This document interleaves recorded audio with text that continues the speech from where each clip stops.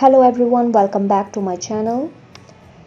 US President Joe Biden has told Congress that Vladimir Putin badly misjudged how the West would hit back once he invaded Ukraine. In a primetime speech, Mr. Biden vowed an unwavering resolve that freedom will always triumph over tyranny. Democrats and Republicans reacted to Mr. Biden's appeal to show support for Ukraine by rising in unison to applaud. His State of the Union address came as pandemic wherein Americans grapple with galloping inflation.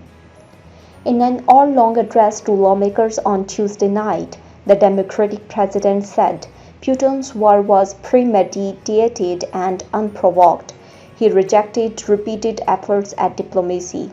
He thought the West and NATO wouldn't respond, and he thought he could divide us here at home.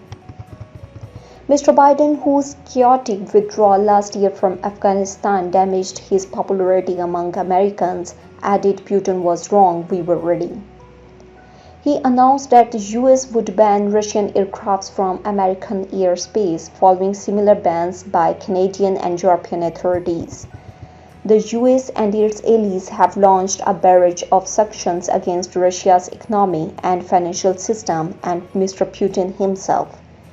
In his speech, Mr. Biden deviated from his prepared remarks by vowing further economic retaliation, warning Mr. Putin he has no idea what's coming. The US president also welcomed Ukrainian Ambassador Oksana Markarova, who received a standing ovation as she sat in US First Lady Jill Biden's VIP box.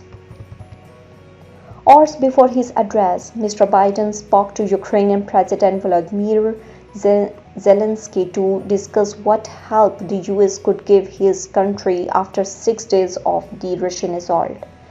Let each of us stand and send an unmistakable signal to Ukraine and to the world, Mr. Biden told his audience in the chamber of the House of Representatives.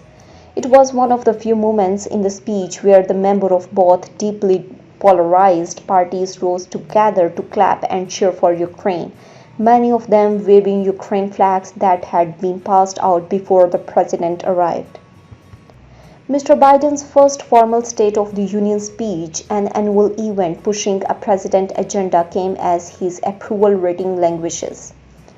Just 40.6% of Americans are happy with his job performance, according to the Real Clear Politics polling average.